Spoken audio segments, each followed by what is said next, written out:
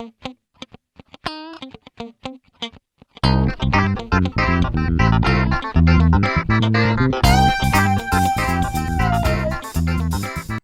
tal? Muy buenas tardes. Les doy la cordial bienvenida de parte de Microiris Argentina a esta nueva masterclass que tenemos hoy.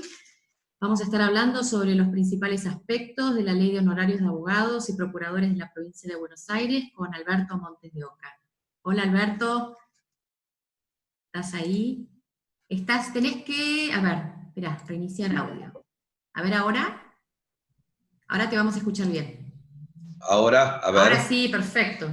¿Se escucha bien? Bueno. Sí, muy bien. Bueno, acá están entrando todos en horario. Les voy contando de qué va a estar hablando hoy Alberto. El temario es bastante extenso, vamos a ver si logra el cometido. Aplicación en el tiempo, orden público, normas aplicables del Código Civil, actualización del valor del JUS, regulación en JUS, convenio de honorarios, nuevas materias admitidas, juicios no susceptibles de apreciación pecuniaria, fundamentación de la regulación de honorarios, juicios susceptibles de apreciación, bueno, esto ya lo dije, aumento de porcentajes en la escala general, regulación promedio, nuevas bases regulatorias en demandas rechazadas, estimación de base regulatoria, disconformidad, oportunidad, juicios ejecutorios, revaloración de etapas, posibilidad de estimar valor real, procesos concursales, precisión de pautas, incidentes, nueva escala, modificación de etapas, ejecución de honorarios, intereses del 552 del Código Civil y Comercial. Alberto es miembro de la Comisión de Reforma de la Ley 14.967 por el Colegio de Abogados de San Isidro, es colaborador en el libro Honorarios de Abogados de la Provincia de Buenos Aires de la editorial La Ley, es ex jefe de despacho Sala Primera de la Cámara de Apelaciones Civil y Comercial de San Isidro, 41 años tiene de antigüedad en el Poder Judicial de la provincia, docente en el Instituto de Estudios Judiciales de la Suprema Corte de Justicia de la Provincia de Buenos Aires y por el Colegio de Magistrados de San Isidro. Bueno, Alberto, muy bienvenido. Bueno, subo el power. Dale, compartí pantalla, que vas a poder porque sos anfitrión. A ver, vamos a ver.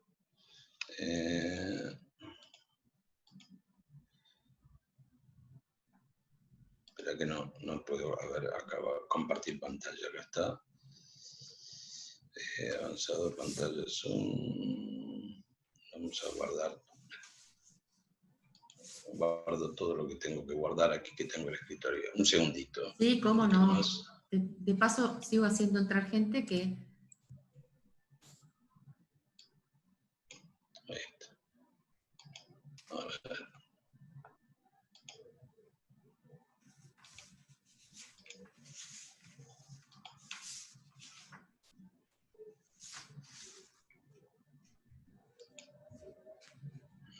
Así ya.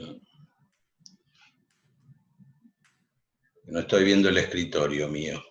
Ah, bueno, si no, Sí. como yo tengo el Power, pero lo que pasa es que yo voy a tener que estar moviéndolo. No, pero a ver, espera un poquito, porque no veo mi escritorio, no sé por qué. Porque debes tener maximizada la pantalla del Zoom. Si querés apretar minimizar. Ahí vamos. Ahí la ves. Ahí vamos, a ver. Ahí voy.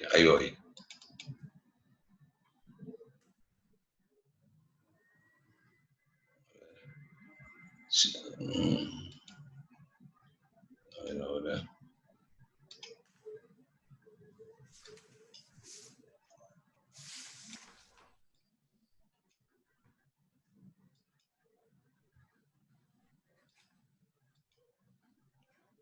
Un momentito, voy a cerrar esto. Tenés que apretar compartir pantalla, si no, no... Sí, pero se me fue abajo la... Ahí está. A ver. Archivos.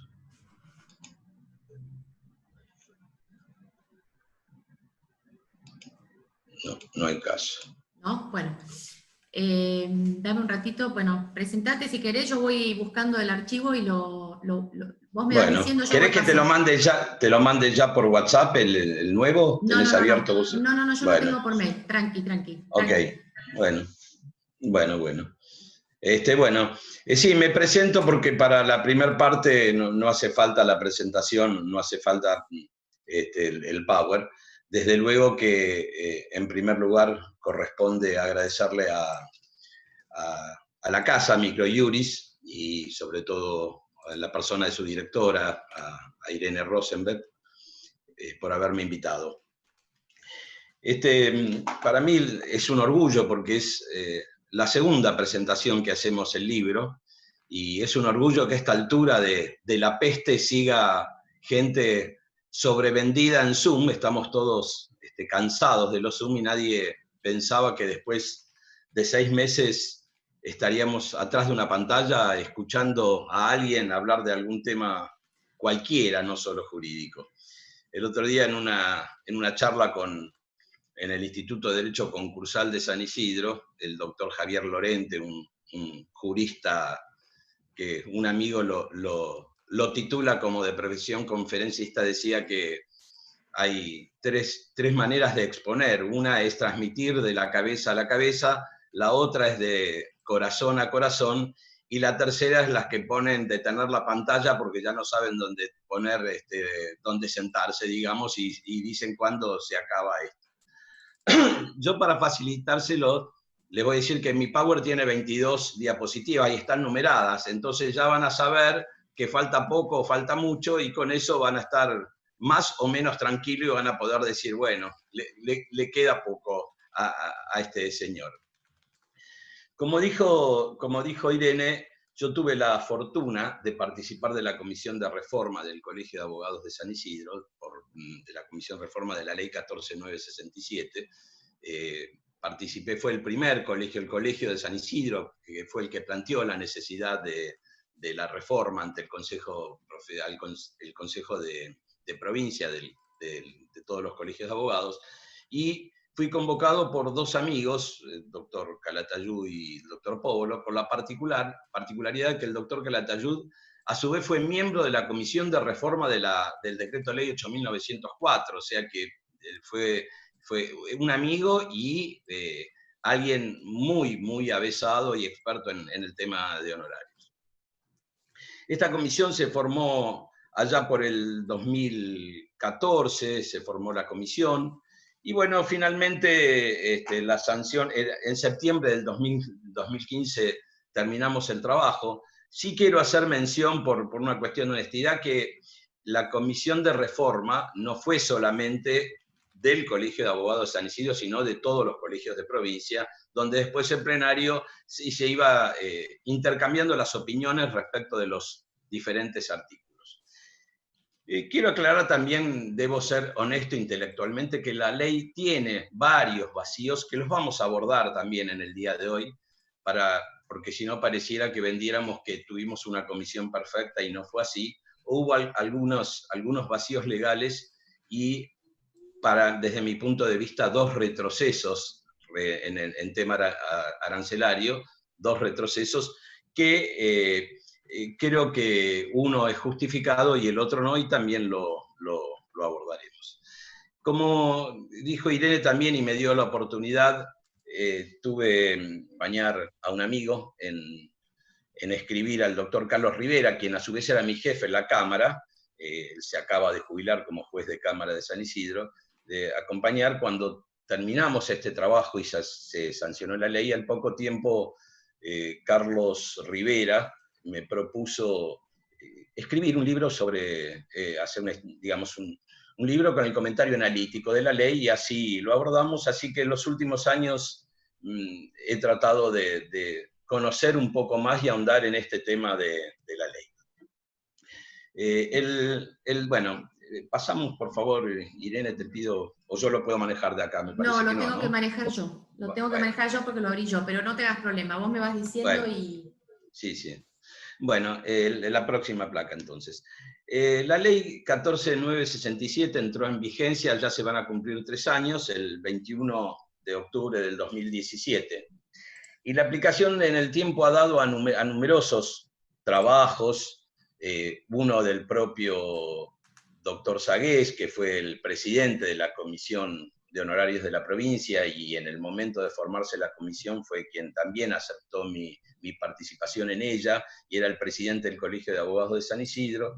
También el doctor Cuadri, que es secretario de Cámara en Morón, un amigo conocido, y Toribio Sosa han Ellos se manifestaban por la aplicación inmediata en el tiempo de la ley, pero más allá de la discusión de si era factible o no por el concepto de consumo jurídico, lo cierto es que la provincia de Buenos Aires en el fallo Morcillo, que fue a los pocos días, ¿no? Fíjense, ahí en la placa la vigencia era desde el 21 de octubre y el 8 de noviembre de 2017, la Corte de Provincia de Buenos Aires, en un fallo no muy extenso, señala que la aplicación de la ley era solo para los honorarios que se regularan a partir de la fecha y que no era aplicable a lo anterior. También la ley tenía veto de 2 artículos, el artículo 18 y el artículo 53. El 18 que hablaba de la pertenencia de los honorarios de los profesionales que representaban al Estado, que eran de pertenencia del profesional, y la aplicación inmediata también en el tiempo, que fue vetado por el Poder Ejecutivo.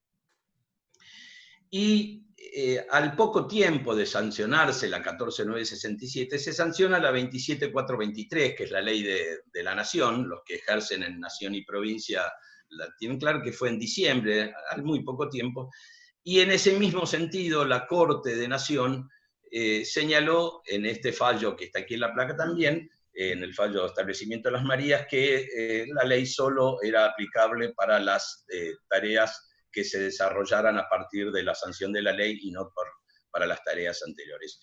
Por lo cual entiendo que es una batalla perdida pretender la aplicación de las escalas arancelarias de la ley anterior a las regulaciones de honorario, digamos, de la aplicación de la ley nueva a las tareas desarrolladas bajo la vieja ley. Que sí, después lo vamos a tratar, si nos da el tiempo, los vamos a tratar, vamos a ver que no es así para todos, sino interpretamos que las consecuencias de los honorarios anteriores, como es en el tema de los intereses, sí son aplicables, y hay fallos que así lo ameriten, son aplicables las leyes actuales. La próxima, por favor, Irene. La estructura de la ley. Aquí debo señalarles que hicimos una pequeña trampa cuando redactamos la ley, porque hay artículos que debieron ser derogados. Yo me acuerdo, por ejemplo, el artículo 24, el 52, que no tenían razón de ser por cómo se había reformulado la ley, pero los dejamos para que se pudiera mantener el mismo articulado y no tener que hacer la tabla comparativa, o la concordancia, mejor dicho, de la ley del decreto 8.904 con la 14.977. Para los que no están muy avesados en el tema de honorarios, podemos decir que la ley, tanto la vieja, y disculpen que yo hable de la ley 8.904 porque así le decíamos en la jerga cotidiana, y era un decreto ley porque fue bajo la dictadura, que entonces no había leyes. La ley 8.904 como la 14.967, como les dije, mantuvieron el mismo articulado. Y para los que no están muy empapados de esto, decimos que la ley tiene 3 grandes grupos regulatorios o 3 grandes sistemas retributivos, que es los contratos, convenios y pactos, los juicios no susceptibles de apreciación pecuniaria, los que no tienen base, un caso típico, por ejemplo, los juicios sobre divorcio, cuidado personal, régimen comunicacional, las acciones contenciosas administrativas. Bueno, puede haber acciones contenciosas administrativas susceptibles de apreciación pecuniaria. Bueno, y los que la tienen, el típico juicio, por ejemplo, los juicios laborales, daños y perjuicios, etcétera, que realmente estos juicios no hay ningún inconveniente en fijar los honorarios, que van a estar determinados en las diferentes materias o en la escala general. Respecto de los contratos, convenios y pactos, la ley lo establecía y lo establece aún 3 tipos, en general 3 tipos de contratos o convenios. En la provincia de Buenos Aires hemos llamado a contratos que están regulados en el artículo 2, 3 y 18 de la ley, hemos llamado contratos a los del artículo 2, 3, 4 y 18, a los del artículo 3 de la ley, que es el contrato que el profesional pacta con su cliente por una suma determinada. Ese contrato dice, yo te voy a cobrar a vos N porcentaje o N suma, independientemente del resultado del juicio. Eso es lo que nosotros normalmente llamamos contratos. A veces también se lo llama convenio de honorarios, para diferenciarlo del pacto de quota litis, que ustedes saben que el pacto de quota litis, el profesional solo le puede cobrar a su cliente en el caso de que gane el juicio y en el porcentaje acordado. O sea, la diferencia que es, en el artículo 3 el contrato dice, el profesional cobra siempre. En el 4 solo cobra de su parte, por supuesto, cobra a su parte lo que pactó con ella en el convenio. Saben que en los juicios generales se puede acordar hasta una tercera parte de lo que percibe el cliente, y en el caso del profesional hacerse cargo de las costas del juicio, se puede percibir hasta el 50%. Y el otro tipo de convenio o contrato es lo que llamamos contrato de retribución permanente, que es el contrato que generalmente el profesional establece o está regulado en una situación de relación de dependencia con una empresa y le lleva todos los juicios, entonces cobra un sueldo, y ese contrato le impide al profesional percibir los honorarios de su cliente. Entonces, redondeando estos tres tipos de contrato, el 3 es una suma determinada o un porcentaje, el 4 es un porcentaje de lo que perciba el cliente, y el 18 es el contrato de retribución permanente. En todos estos casos, y es una pregunta que normalmente se suele hacer, el profesional tiene derecho a percibir los honorarios de la contraria si es ganador en la condena en costa. Si la parte que representa es gananciosa, puede cobrarle sin perjuicio del contrato que tenga, llámese pacto de quota litis, llámese contrato, le puede cobrar sus honorarios regulados a la contraria. Seguimos adelante, por favor. La próxima. Bueno, hay algunas, en un artículo que escribía el doctor Sagués hablaba de algunas normas de colisión o antinomia normativa. Los contratos ya los vamos a ver un poquito más adelante. Yo acá me voy a detener un poquito porque es algo que es de mucha trascendencia. La antinomia normativa él la señalaba como normas en conflicto. Él sostiene que las normas de provincia, al ser primero, ley posterior deroga ley anterior y ley específica deroga ley general. Entonces, sostenía que las normas del Código Civil y Comercial podrían ser desplazadas por la ley arancelaria. Pero entiendo también que es del mismo modo una batalla perdida, porque la Corte ha aplicado las dos normas que son más perjudiciales para la percepción de monumentos regulados judicialmente, que es el 1255 y el 730, que son directamente hermanos de las normas arancelarias, o si quieren primos hermanos.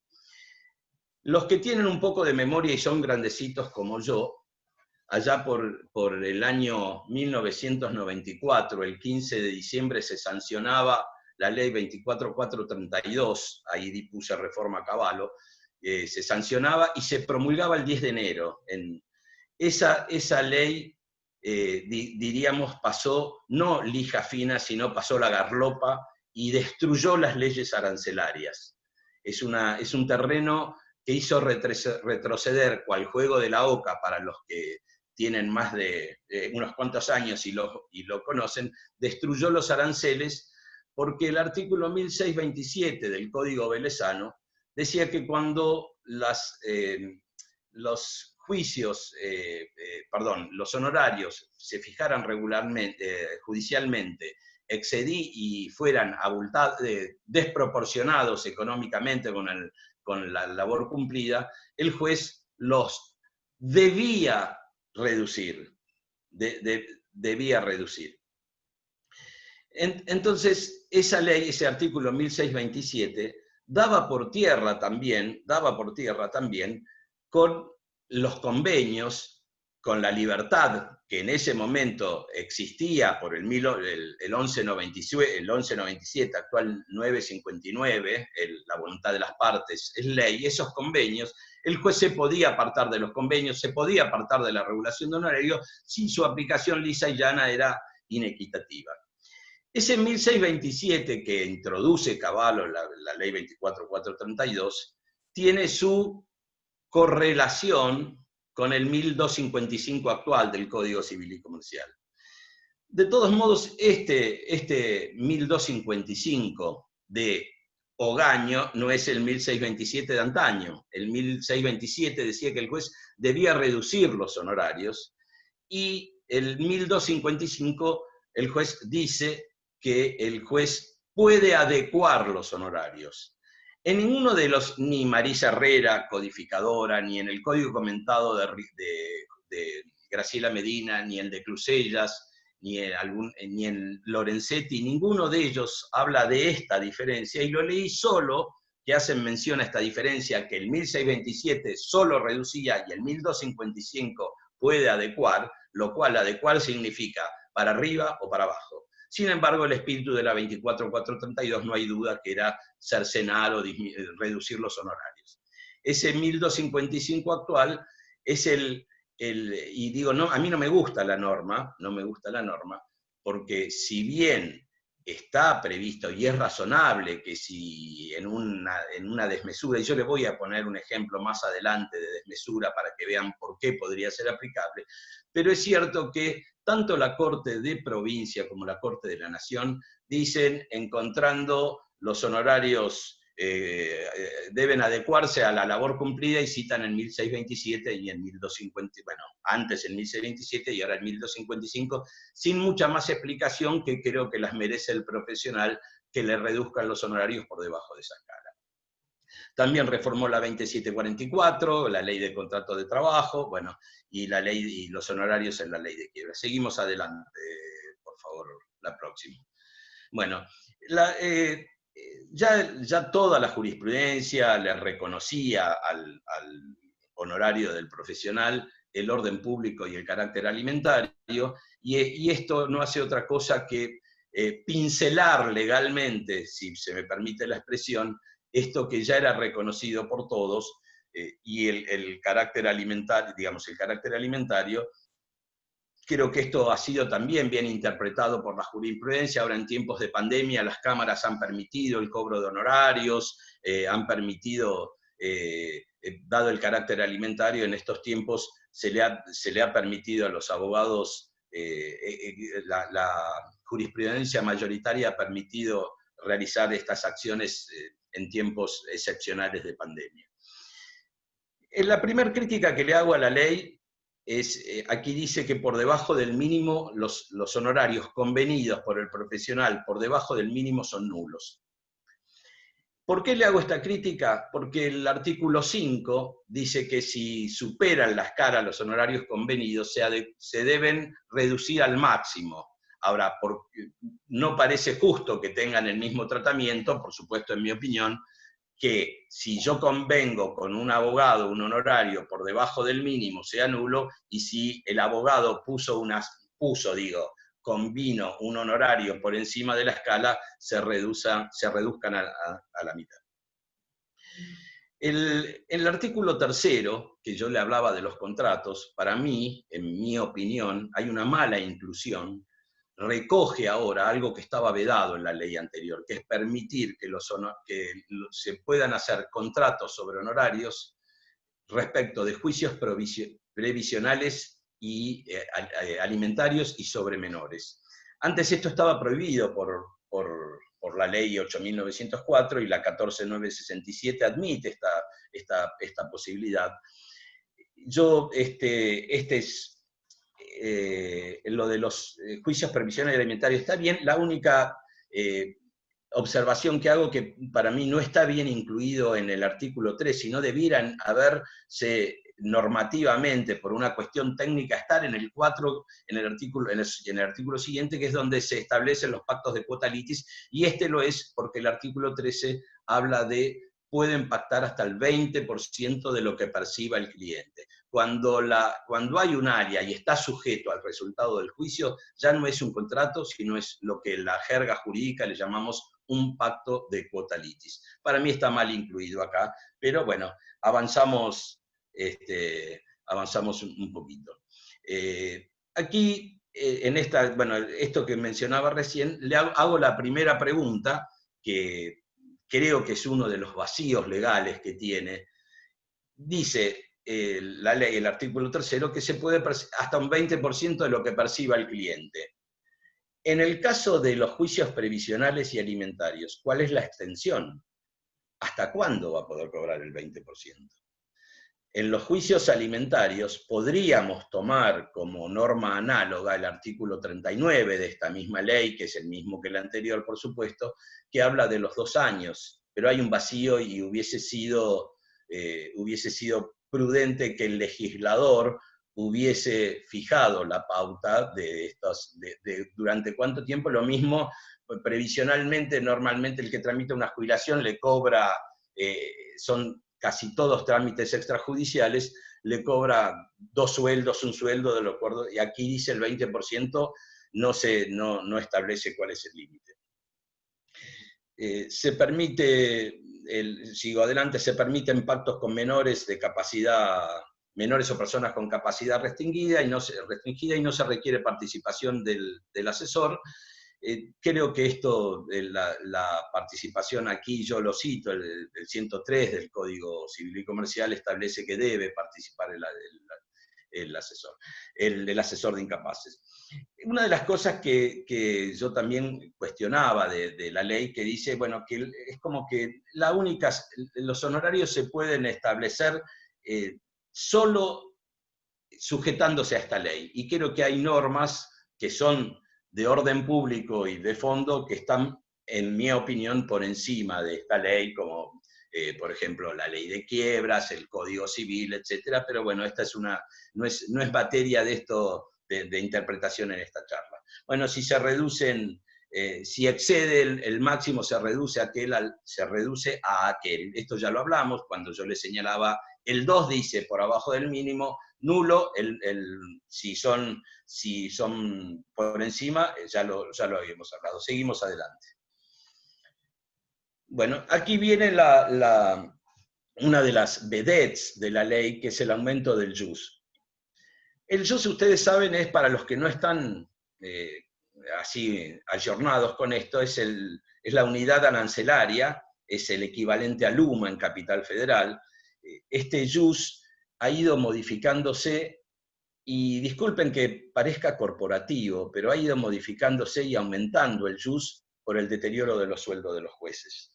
Cuando se sancionó la ley 8.904, el decreto ley 8.904/77, el jus se conformaba, o la base para establecer el valor del jus era lisa y llanamente el 1% del sueldo del juez.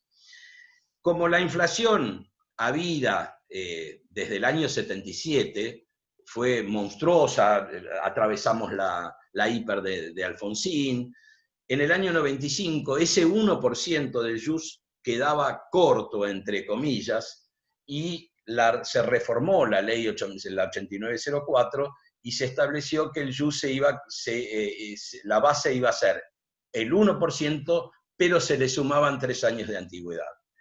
Y ahora, en la 14967, el jus vuelve a aumentar, y vuelve a aumentar su base regulatoria, y en vez de tomarse 3 años de antigüedad del sueldo del juez, del 1% del sueldo del juez, se toma el 15 años de antigüedad en el sueldo del juez. Esto significa, que lo puse allí en términos nominales, un aumento del 47% del valor del jus. ¿Cómo se calcula esto? Es muy sencillo, porque la Corte, cuando saca el fallo Morcillo, dice, bueno, a partir de ahora tiene que haber 2 jus, el JUS de la vieja 8904, con el cual va a haber que regular a los juicios no susceptibles de apreciación pecuniaria, y el JUS de la ley 14967, el valor de uno era 1.300 y pico, o 800 y pico, y el del otro 1.000 redonditos, o 600 y pico. No, lo tenía por ahí anotado, pero no me acuerdo. Uno de los problemas, yo lo pongo ahí, de los honorarios mínimos. ¿Por qué yo digo el problema de los honorarios mínimos? Yo me formé regulando honorarios en los juicios de divorcio con la ley el famoso 67 bis, y siempre a partir de ahí, estos honorarios que establecía la ley anterior y sigue con el mismo criterio, son mínimos, pero nunca los jueces se apartaron de los honorarios mínimos. Nunca los que refijamos honorarios nos apartamos, siempre eran 30 jus, 30 jus, y dice honorarios mínimos. Para mí el problema ese de los honorarios mínimos quedó, y yo en una batalla campal, por decirlo así, con mis compañeros de comisión, les sugería, mi propuesta era que los honorarios se fijaran, en vez de poner como se fijan, bueno, por el divorcio 40 jus, poner de 40 a 60 jus. Entonces, el que regula honorarios los iba a promediar directamente. Solo son embargables en el 20%, el artículo 10 antes no tenía limitación el embargo de los sueldos, y ahora sí lo tiene, es en el embargo de los honorarios, perdón, en el 20%, y si son inferiores al salario mínimo son inembargables. Y se permite su cesión. Yo no estoy de acuerdo con la cesión de los honorarios en este aspecto. Sí con la cesión, no con la cesión de aportes, porque podría, y también por supuesto que ahí está, es una batalla que perdí también con mis compañeros. Yo entiendo que si yo tengo la caja, los recursos de la caja de previsión se forman con los aportes previsionales. Y si yo tengo muchos aportes hechos en el año, voy a empezar a ceder honorarios y digamos, la caja se va a perjudicar, pero tampoco es tema de esto. Esta es la vedette principal, la que sigue regular en unidad JUS. ¿Por qué la vedette principal? Porque ahora el honorario no va a estar fijo, móvil, no va a estar más fijo, sino va a ser móvil de acuerdo al aumento del sueldo de los jueces. Ahora el juez tiene sí o sí que regular en JUS.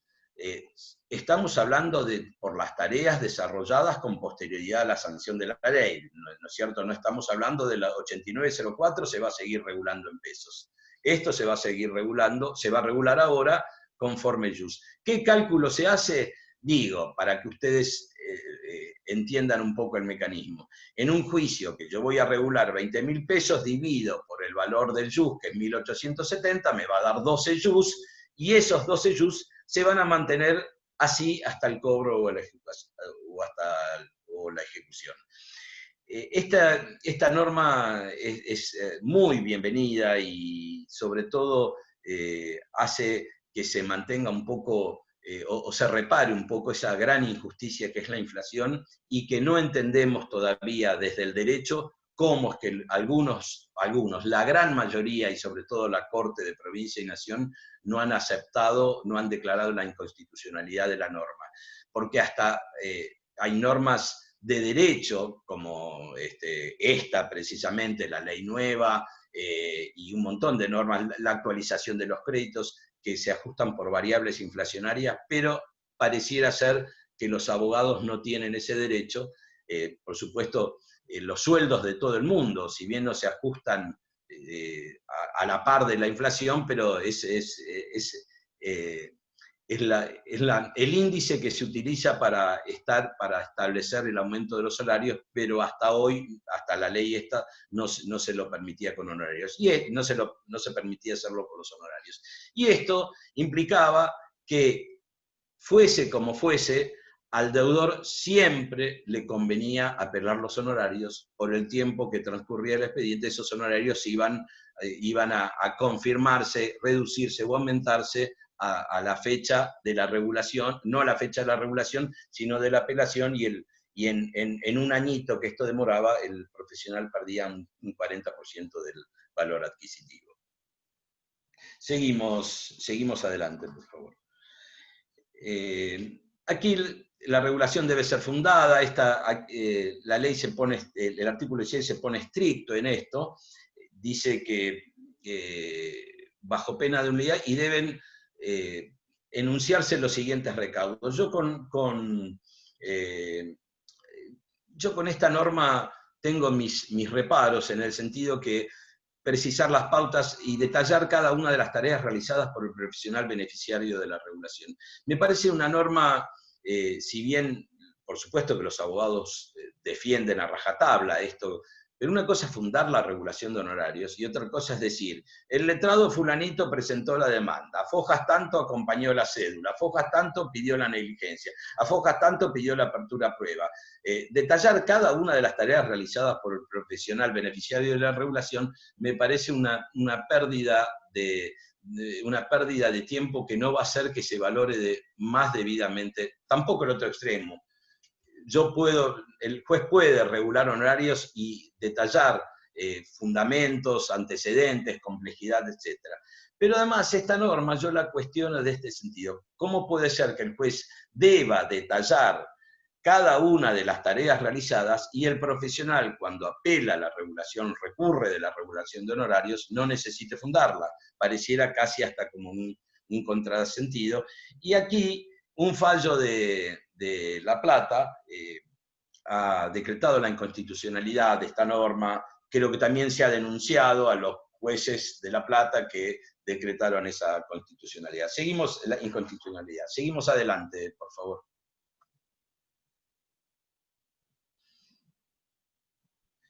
Otra más porque ya lo... Ahí está.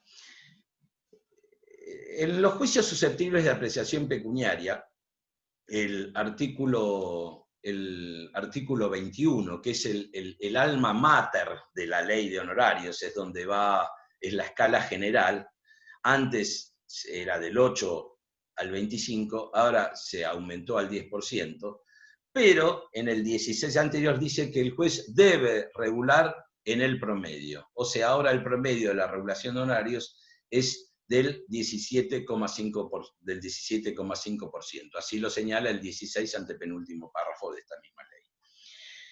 Yo aquí cito también, que lo había mencionado antes y no me metí en el 130, que es el otro gran problema que tenemos cuando se regulan honorarios, y mejor dicho, cuando se aplica el prorrateo. Inadecuadamente, o quizás desde mi punto de vista por error, los juzgados regulan honorarios y dicen vamos a llevar todo al 25% porque el 730 del Código Civil y Comercial, anterior 505, que lo deben recordar todos, nos dice que los honorarios no pueden exceder el 25%, y la doctrina de ambos tribunales, tanto ambas cortes, tanto la de provincia como la nación, han dicho que el prorrateo de todas las costas que debe pagar el condenado en costas no excede el 25%, pero no implica una limitación en la fijación de los honorarios. ¿Por qué no implica esto? Porque lo que dicen las cortes es, usted tiene que regular lo que tiene que regular. Ahora, si después por el prorrateo le regularon el 25% y sus honorarios, porque se pagaron peritos, porque se pagó al mediador, se reducen al 17%, el 8% excedente se lo va a poder cobrar a su cliente siempre y cuando no tenga un pacto, contrato, etcétera, que impida ese cobro.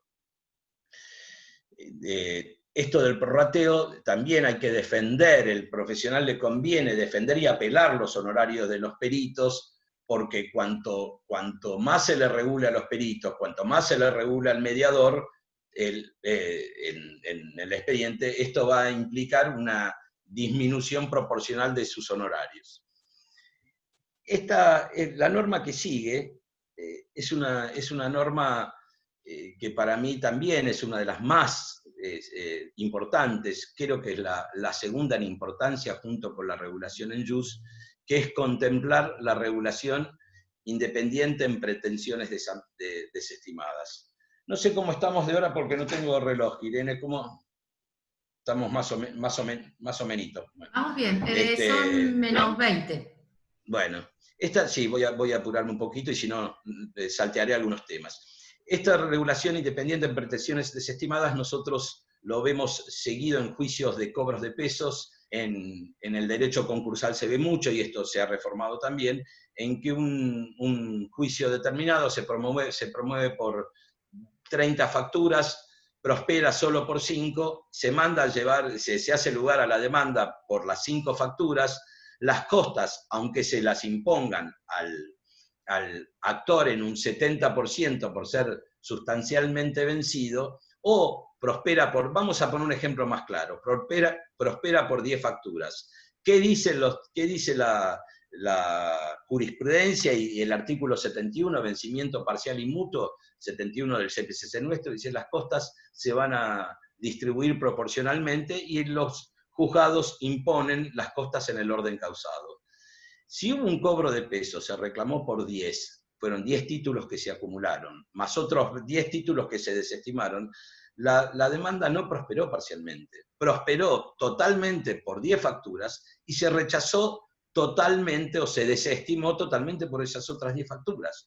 Entonces, el demandado que defendió a su cliente por 10 facturas y se rechazó la demanda porque hay acciones acumuladas, se acumularon, podría haber promovido 20 juicios diferentes, sí, pero optó por demandar todas las facturas en un juicio solo. Entonces, a partir de ahora, ese vencimiento parcial y mutuo va a tener que regularse, no se puede regular más costas por sus costas en el orden causado, por las pretensiones que se admitieron, costas a la demandada, y por las pretensiones que se desestimaron, costas a la parte actora. Esto da para una charla específica de imposición de costas. El artículo 68 habla de que las costas deben ser, se compensarán prudencialmente. Las costas, entiendo, nunca pueden compensarse porque los sujetos de la compensación son diferentes, actor y demandado. El actor le debe los honorarios si perdió al abogado del demandado y viceversa, y no pueden compensarse porque no son los mismos sujetos. No puede compensar las costas el actor con el demandado. Y esto viene a recoger también, a solucionar ese problema. La inclusión de intereses en este mismo artículo dice que los juicios que se desestima la demanda se deben incluir los intereses y que el juez los puede reducir hasta un 50%. La norma está mal redactada, podría interpretarse que se reduce todo, pero si antes, esto es una clara mala redacción que debe interpretarse que solo pueden limitarse el cobro de los intereses. Seguimos, Irene, por favor. Esta es la norma que les digo que para mí no tiene razón de ser, antes la parte que perdía se le podía reducir el honorario hasta el letrado de la parte que perdidosa hasta un 70%. No entiendo cuál es la razón de ser que ahora el tope tiene que ser el 70%, el techo de la regulación de honorarios. Si nosotros hablamos que la obligación del profesional es una obligación de medios y no de resultados, o una locación de servicios, si quieren, y no de obra, no tendría por qué sancionarse a un abogado que quizás pleiteó, trabajó mucho más que el letrado del actor para defender los intereses de su cliente, sancionarlo con que no pueda percibir más que el 70%. Aquí también hablamos de acumulación de acciones. Este artículo prevé la acumulación de acciones, que yo se los mencioné recién, y también una nota de importancia en los juzgados, cuando regulamos honorarios, tanto en los laborales lo he visto mucho, y en los daños y perjuicios ni hablar, cuando hay coactores o un litisconsorcio activo, facultativo o necesario, no importa, hemos regulado si no hay obligaciones solidarias, solemos sumar el monto que le corresponde a cada actor y hacer una sola regulación de honorario, y estamos creando una solidaridad, a ver si se entiende. La demanda, se hizo lugar a la demanda promovida por Carlos por 50 pesos, por Juan por 2 millones de pesos y por Ezequiel por 200.000 pesos. El juzgado suma todo, se aprueba la liquidación, se regulan honorarios y le regulan al abogado el 17,5% y a los peritos el 3%. Pero resulta que el perito solo peritó uno de ellos, y le regulamos honorarios, y ese perito y ese abogado del actor va a tener derecho a, va a tener un título que se ha creado, que no puede surgir si no es de la obligación por el artículo 828 del Código Civil y Comercial, la solidariedad no se presume, y debe surgir inequívocamente de la ley o del título, ¿no es cierto? Entonces, en la acumulación de acciones, también por esa razón hay que regular en forma independiente a cada uno de los actores. La evaluación fiscal, esto es igual que antes, pero se le reconoce el valor al acto. En la provincia había dos cuando se sancionó la ley, perdón, cuando se sancionó la ley, no, en el proyecto de ley había dos evaluaciones, en la provincia de Buenos Aires hay una sola evaluación, pero por supuesto rige el mismo sistema de traslado a las partes y a todos los letrados intervinientes para que puedan disentir o oponerse o reputar inadecuada esa evaluación fiscal. Y ahora se permite la notificación por cualquier medio fehaciente, que antes la ley no lo contemplaba. Seguimos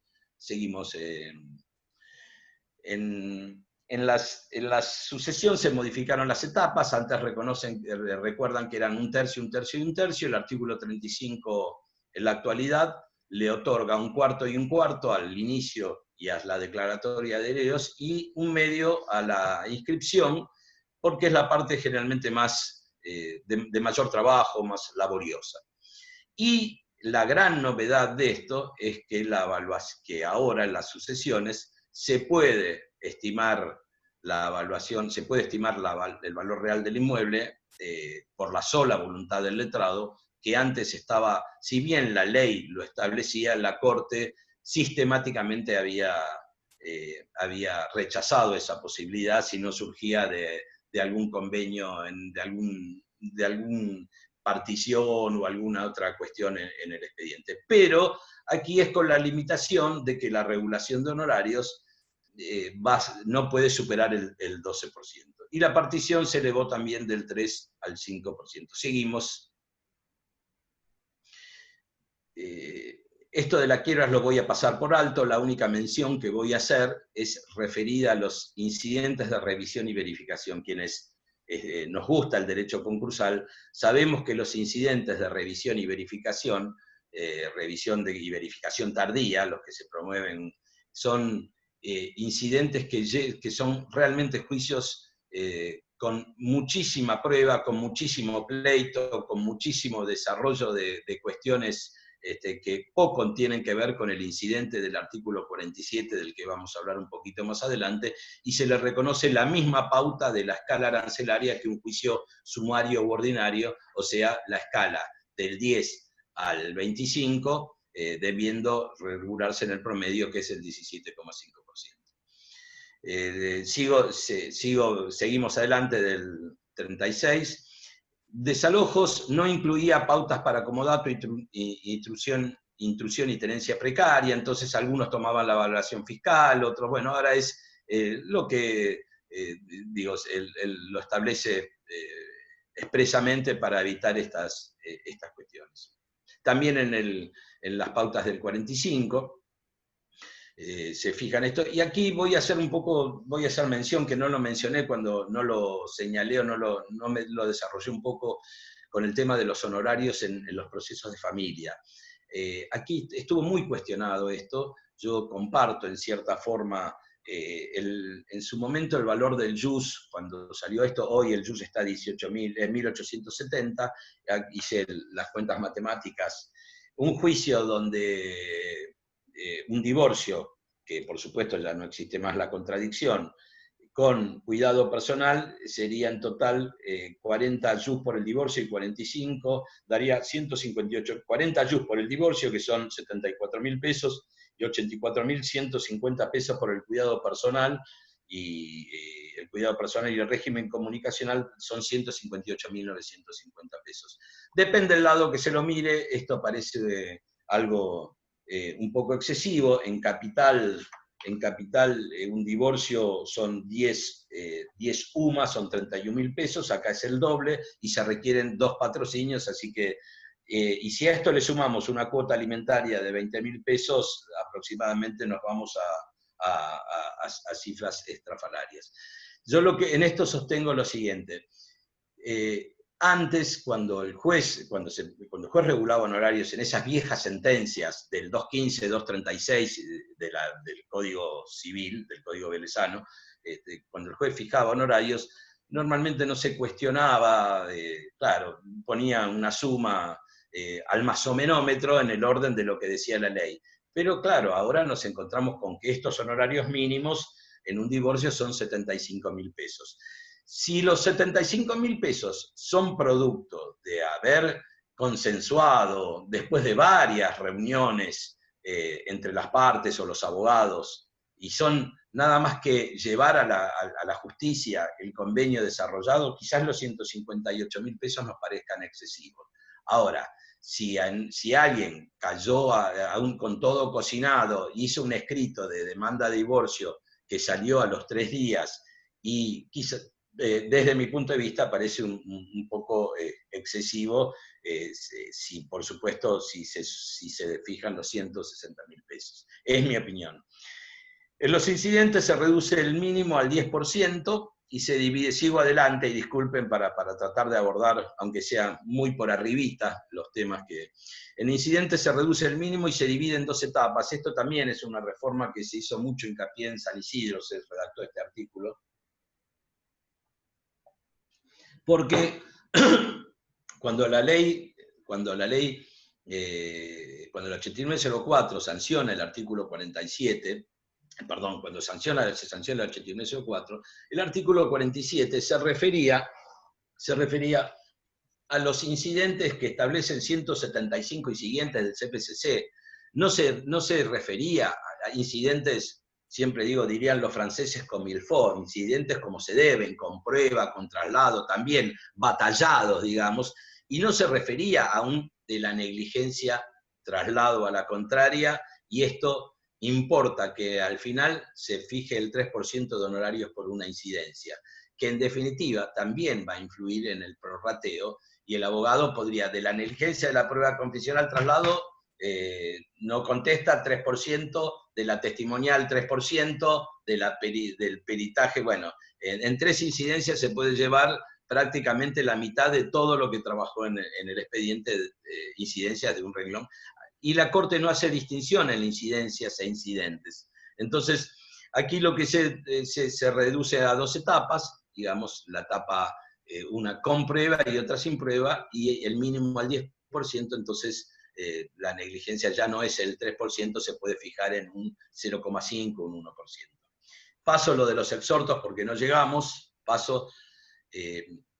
y vamos a la etapa de ejecución.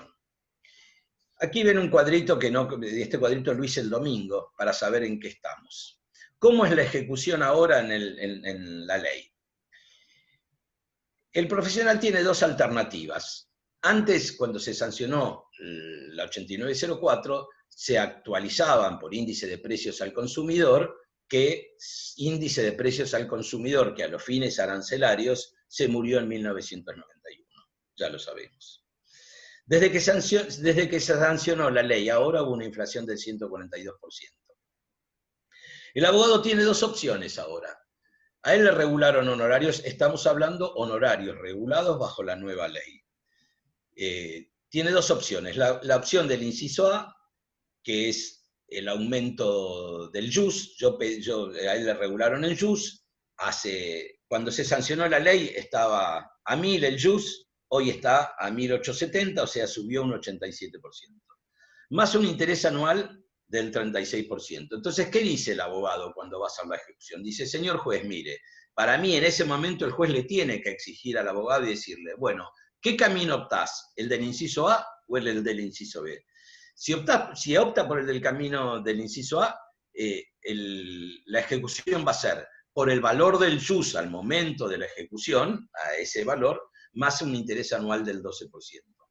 Haciendo de cuenta que estamos a 3 años de la ley, sería prácticamente el 36%, o sea que en este caso el inciso A enjugaría de la inflación el 123% contra el 142%. ¿Por qué? Porque, ¿por qué esto? ¿Por qué se perdió tanto, aún con la tasa del 12%, el interés anual del 552? Porque, digo, desgraciadamente, para los magistrados, funcionarios y empleados del Poder Judicial de la provincia, la pauta arancelaria de los últimos años fue bastante por debajo de la inflación. Como ven, fue el 87% contra el 142%. Y este año solo subió un 9% el sueldo de los jueces. Entonces, este jus, que ya le sumamos los 15 años de antigüedad, no nos confiemos que va a ser un jus bastante, un jus que va siempre a reconocer el precio inflacionario. Y también tenemos acá el 552, que es el interés más alto que fija el Banco Central según el Código Civil y Comercial. Este interés, el juez también le puede adicionar un interés extra por un deudor recalcitrante en alimentos. Yo justo encontré, preparando esta charla, un fallo de microjuris publicado en el sitio acá de la casa, de la Cámara de Morón, en la sala en que está el doctor Cuadri, también autor de una obra de la materia, un libro donde le dieron el doble de la tasa, o sea, el juez le fijó a un deudor alimentario, además del 552, le dio el doble. Bueno, y el inciso B es el interés puro. Solo el inciso B dice, si yo no opté por este camino, me voy por este otro. El abogado separará en ese momento con las dos tablas, inflación, o sea, el valor del jus e interés anual, y con el interés, y verá cuál de los dos caminos recorre. Lo que no quiere decir que el día de mañana se revierta porque el Banco Central fije una tasa mucho más baja, porque la actualización del jus se dispare y le reconozcan la ley de enganche al sueldo del juez de provincia, por decirlo. Seguimos adelante. Bueno, acá está las dos opciones que le decía, jus más el 12 anual. Bueno, seguimos porque esto ya lo expliqué en la placa anterior. Bueno, ¿qué pasa con todas las tareas realizadas con posterioridad al 21 de octubre? Va la tarifa de la ley 14.967, las escalas, o sea, ¿qué pasa? En el divorcio, antes la 8904 decía 30 jus, ahora 40. Entonces, un divorcio ahora serían los 40 jus a un jus de 1871. Debe expresarse en jus. Creemos que sería una buena práctica que el juez la pusiera tanto jus hoy, equivalente a tantos pesos, para que el deudor sepa que y si quiere desobligarse o cancelar la deuda, pueda hacer el depósito y no tenga que andar buscando, o pueda pagarle al abogado sabiendo qué es lo que tiene que pagar. Sin mora se mantiene el jus hasta el efectivo pago. Si no hay mora, o sea, si yo decido no ejecutar porque a mí me gusta el jus y estoy invirtiendo en jus, entre comillas, dejo que siga corriendo. Seguimos. Las realizadas con anterioridad a la 14.967 van con los porcentajes de ese decreto, porcentajes y valores, ¿no? Si era un juicio susceptible de un divorcio, eran los 30 jus, y el valor de ese jus hoy es 1.278. ¿Qué quiere decir esto? Que si yo hoy voy a regular honorarios en un juicio que tramitó por el Código Civil, anterior a la ley, por el Código Civil nuevo, pero anterior a la ley de honorarios, yo le tendría que regular, hagan 1.300 por 30, 39.000 pesos. Pero si ese juicio se inició un día después de la ley 14.967, le tendría que fijar 74.800 pesos. Antes pude haber regulado el 15%, ahora tendré que regular el 17,5%. Los honorarios no se pueden regular en jus, los honorarios con las tareas devengadas o desarrolladas bajo la vigencia del 8904. ¿Cómo se notifican? Los de aquella ley personalmente o por cédula, se notifican bajo dicha ley personalmente o por cédula, y los intereses por el fallo Isla van a la tasa pasiva digital, desgraciadamente, porque saben que el fallo Isla de la Corte, que ahí lo cito, son intereses, la Corte sostuvo ahí que eran intereses, que era una indexación o repotenciación, actualización encubierta, y que estaba vedado por la 25.561, no se podían aplicar tasa activa si no iban a tasa pasiva digital. Y los posteriores, y aquí sí creo que es aplicable toda la doctrina de que estos intereses que se devengaron con posterioridad a la sanción de la ley de honorarios, estos intereses sí se pueden liquidar a la tasa del 552. Seguimos adelante. Bueno, el problema se nos va a presentar, el problema se nos va a presentar ahora cuando nos encontremos con que un juicio largo, llamemos un juicio de daños y perjuicios, un juicio de simulación, convivió con las dos leyes. Vamos a tener tareas mixtas. Entonces, va a haber que regularse honorarios de dos maneras diferentes. Supongamos que el juicio es un juicio ordinario con 3 etapas, como es en la provincia, 3 etapas. Demanda se hizo bajo la ley, bajo la 8904, la apertura, la prueba también, y el alegato y las tareas posteriores se hicieron bajo la 14967. Bueno, se regularán el 15%, que era lo que se venía regulando bajo la 8904, en pesos, y en JUS bajo la 14967, y luego las escalas, y luego la ejecución, seguimos adelante, la ejecución de honorarios, se va a hacer de dos maneras, digamos, con dos parámetros diferentes. Los honorarios fijados bajo el 8904 se van a tener que ejecutar con tasa pasiva digital, los 14967 por la elección esta que va a ejercer el profesional. Seguimos. Creo que, bueno, esto ya está. No voy a ahondar más para dejar tiempo a las preguntas. Sí, seguimos. Creo que no hay más. No, esta es la última. Sí, una placa más, pero no hay más, ¿no? No, 22. Esta es la última, sí. Y la única no lo puse en la placa, pero sí le quiero hacer mencionar el artículo 57, que es la apelación de honorarios, el 57 de la 8904, llevaba alguna, que hemos visto en la Cámara, alguna confusión acerca de si el abogado podía fundarlo en una oportunidad diferente. Y toda la jurisprudencia decía que no, y entonces ahora el texto nuevo dice que solo puede fundarse en el mismo acto para que el profesional no pueda, no se confunda y no lo funde después extemporáneamente.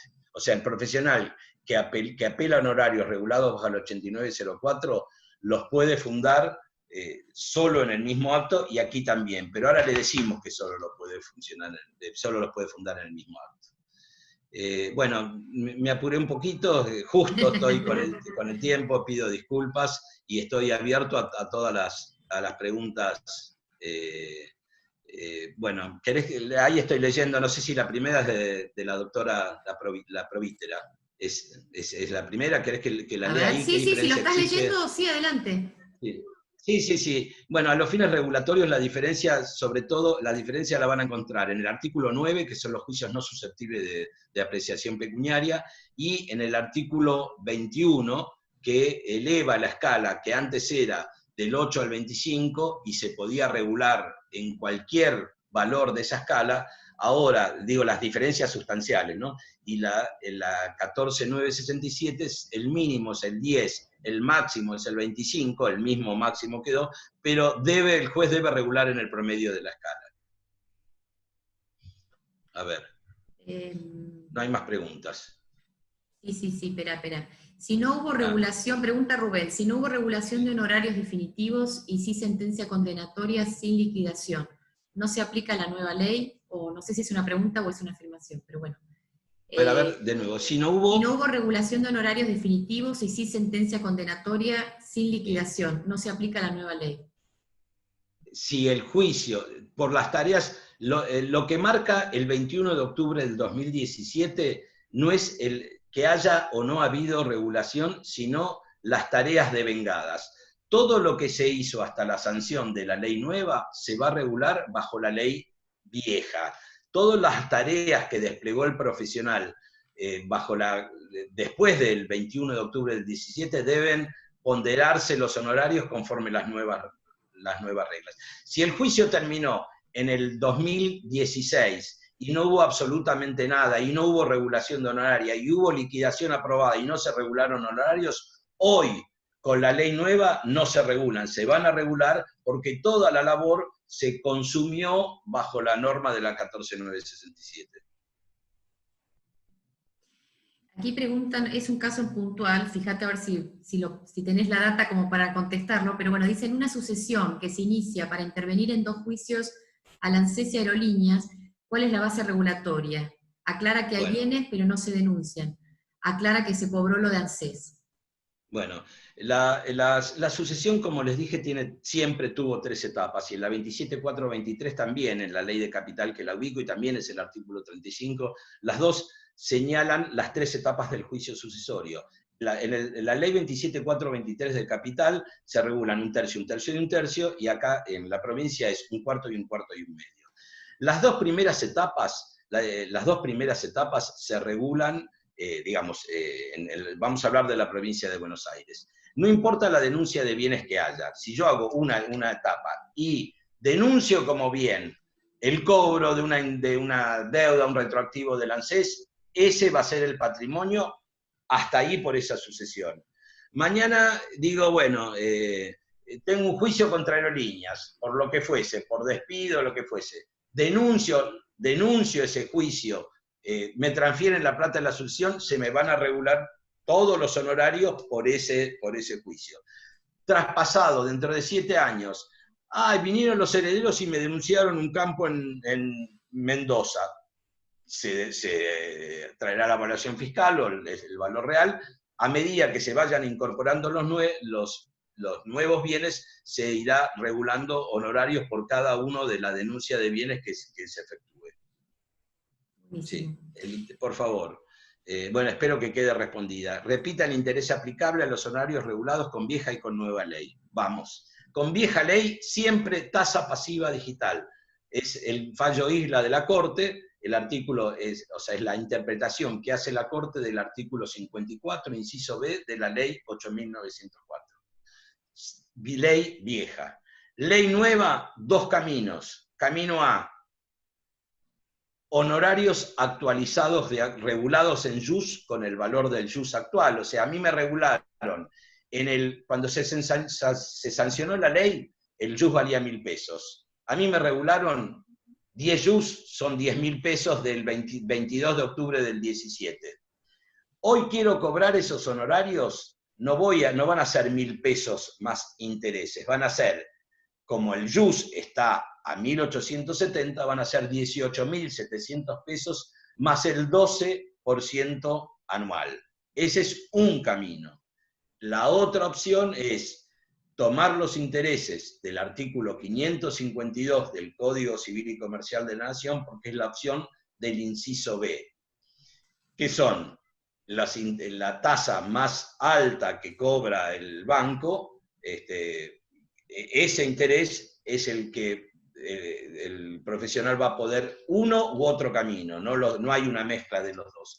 La aclaración que hago, todo hace suponer que la Corte, habiendo una norma de derecho positivo, como es la actualización del JUS y la aplicación del 552 y el carácter de orden público y alimentario, mi interpretación, ojalá me equivoque, y si me equivoco, ojalá me equivoque en mi interpretación, no me equivoque, digo que la Corte no va a decretar una indexación encubierta porque hay una norma que así lo recepta, digamos, la aplicación de esos intereses. A ver. Bueno, no sé si hay más porque... Sí, en juicio de cuantificación de honorarios se aplica la misma regla que la anterior normativa, sí. Todos los juicios susceptibles de apreciación pecuniaria se regulan conforme en un parámetro de acuerdo, bueno, yo les dije la escala general del 10 al 25, pero después tienen la escrituración que fija lo mismo, las acciones posesorias, que es el artículo 38, las medidas cautelares con o sin oposición, que es el artículo 37. No me pude detener, disculpen, en todo, porque traté destacar o resaltar las normas de mayor trascendencia, ¿no? Muy bien. A ver. A ver si hay más consultas. Mientras tanto, les voy contando que vamos a los que pidieron, vamos a enviarles, ha sido muy solicitado el PowerPoint. Así que tu trabajo del domingo del cuadrito se ve que vino bien. Yo te paso después por, sí, por cómo mail no. el PowerPoint. Sí. Y bueno, y los vamos a remitir a los que pidieron. Están agradeciendo mucho la clase. Yo les agradezco muchísimo, como digo, que en estos tiempos de peste estamos ya no celular, computadora, Netflix, Amazon Prime, ya no sabemos, y encima, pobre Alberto Montes de Oca, así que hoy van a estar saturados de pantalla, les agradezco muchísimo la generosidad en los comentarios, que me hayan escuchado, bueno, su participación. Muchísimas gracias y por supuesto ahí les va a llegar el material. Buenísimo. Alberto, muchas gracias. Muchísimas gracias por tu... De nuevo a vos, a la casa y sobre todo a vos, la directora de la casa que me invitó y me recibió. Muchas gracias. Bueno, gracias a vos. Gracias a todos por participar. Nos encontramos en una nueva masterclass. Gracias. Acá dice en Catamarca Andrea. Andrea, te cuento que es una persona que nos sigue. Demos clase de lo que demos, está Andrea, es divina. Bueno. Dice que bueno, Andrea, cualquier cosa que pueda ser útil, estoy a disposición, y si por ahí con un paseíto cuando se habla por el rodeo, la puerta, esos lugares tan lindos que tiene Catamarca. Nos cuenta que tienen la ley con media sanción nueva de honorarios en Catamarca. Así que... Esperemos que sea buena, me gustaría conocerla. También después me contactaré para... Sí, cómo no. Bueno, buenísimo. muchas gracias. Gracias. Bueno, los dejo. Muchas gracias. Hasta luego.